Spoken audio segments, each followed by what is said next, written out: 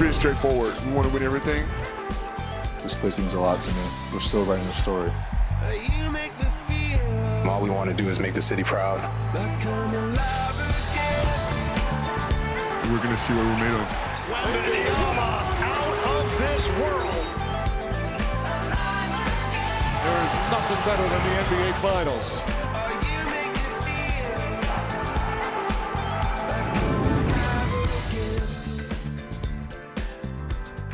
You know, since 1999, it had been two sides of the same coin for these two franchises. The Knicks ranked 27 in win percentage since then, while the Spurs have won 5 championships and have the best win percentage in the NBA. This is all since 1999. So now, in this moment, in these finals, who has more pressure to win a ring? Is it Jalen Brunson and the Knicks, or is it Wemby and the Spurs? Go ahead, Stephen A. Or Perk. I'm sorry, Perk, go ahead. Oh, it's big body Brunson and the Knicks. Let's not forget now, Shay, the Knicks haven't been back to this place in how long? They haven't won the championship in what? I think it's, what you say, SA, 53 years or something like that, over 50 years. And I need big body Brunson to shut the haters up.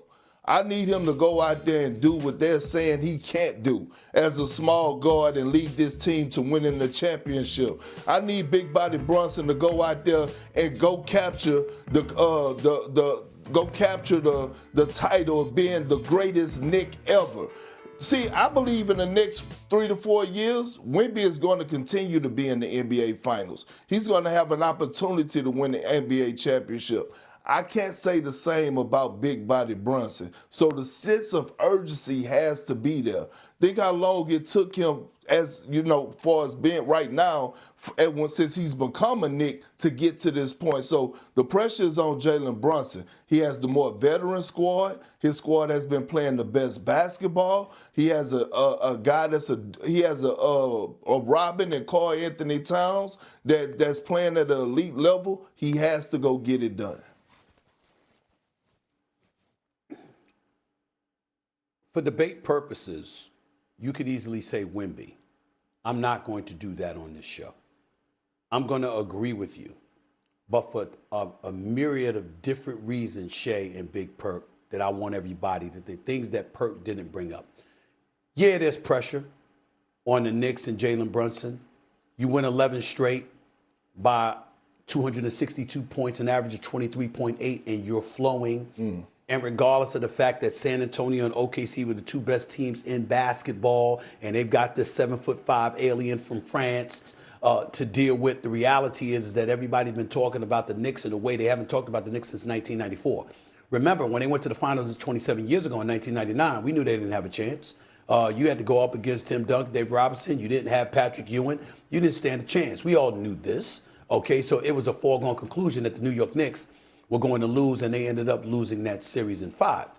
What I'm telling you about 1994 is that you looked at Houston and you said, this could go either way. What's Ewing going to do against Olajuwon?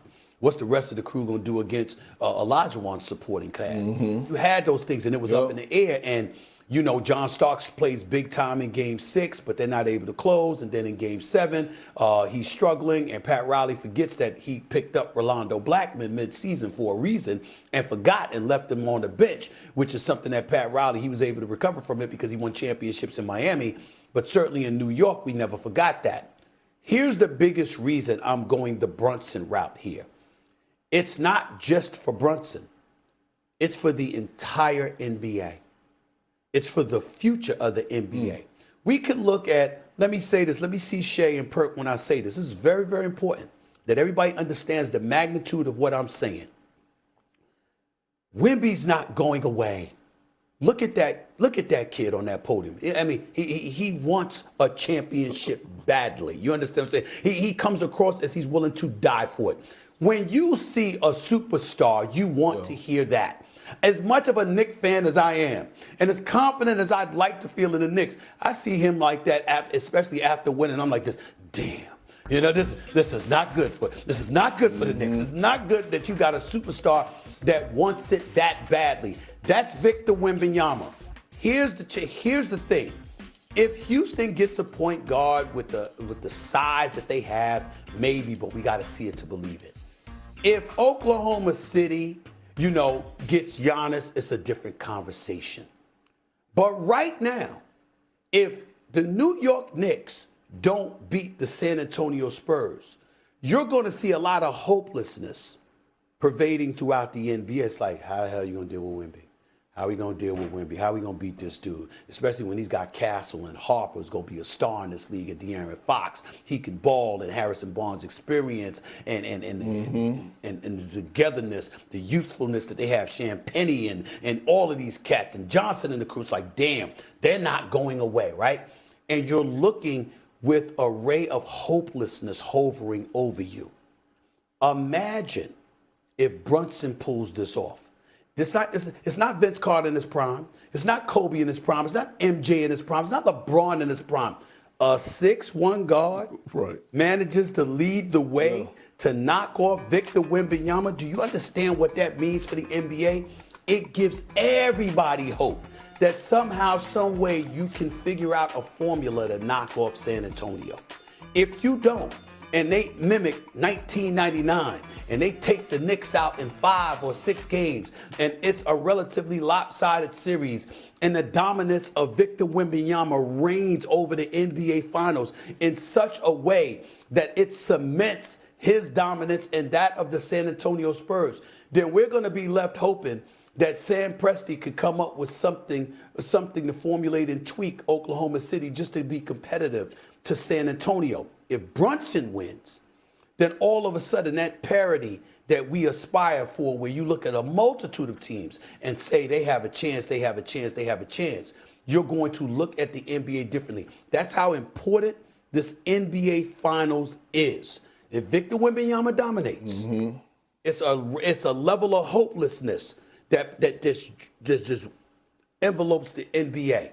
You got Jalen Brunson has the potential to stop that noise. That's how important this is to basketball, not just to the New York Knicks. So, Perk and Stephen A., to piggyback off of that, I agree. I think it's the Knicks, too, because if not now, then when? When are you going to have this kind of health, relatively speaking, on your squad? This kind of weak conference, let's be honest. The East was weak this year, considering Did you just injuries. mention health? I just mentioned health with Mitchell Robinson, his damn pinky. His pinky? You just could mentioned have health. much bigger problems than a pinky. I mean, give me a break, okay? I cannot believe so him. much rest. I cannot believe him. Back-to-back series where they have, 9 days off. When else are you going to have this kind of luxury? You're not. So if not now for Brunson and the Knicks, then when? That makes it feel like there's much more added pressure, Perk.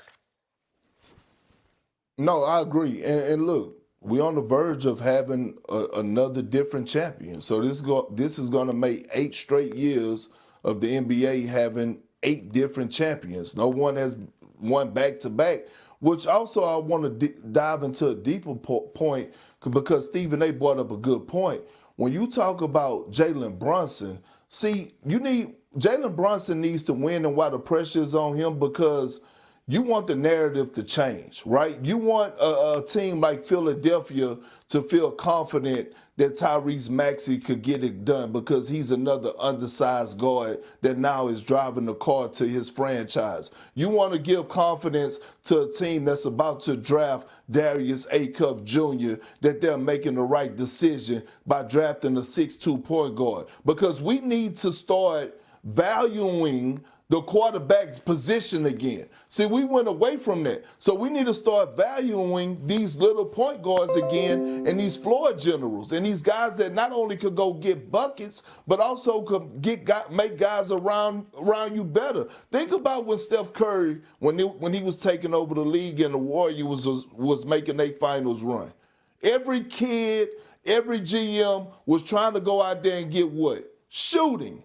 They was trying to find shooters. Right? Daryl Morey changed the whole system in Houston and said, I'd be damned if somebody go take a mid-range jumper. Matter of fact, you damn near got fined if you took a mid-range. It was 3s and it was 2s. Big Body Brunson could change the narrative. If Wemby wins it, guess what? Everybody's going to be trying to look for that next 7'3", 7'4" guy. It's already video circulating right now on social media that I done saw about some 7'4" guy that's about to come from overseas again, quote-unquote draft prospect. We got to start valuing the quarterback position again, and Jalen Brunson could help that with winning the NBA championship. Copycat League, not just